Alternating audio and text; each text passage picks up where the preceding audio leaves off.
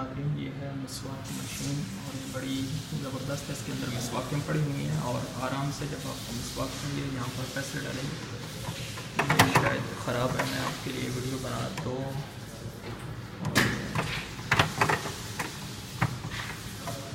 3 दिरहम इसके अंदर, 1 दिरहम इधर, 1-2 उस तरफ में डाल के मिसवाक निकाल सकते हैं आप।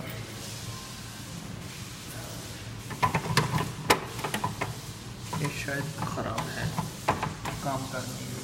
तो ये मिसवाक मशीन है, हुकूमत का बड़ा अच्छा काम है ये कि आपको मिसवाक चाहिए तो आप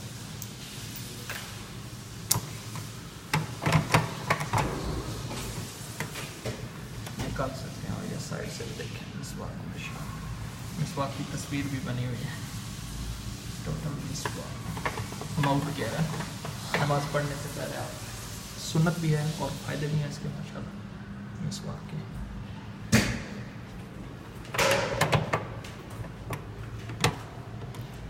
ट्राई करता हूँ अगर इससे निकल आती है तो।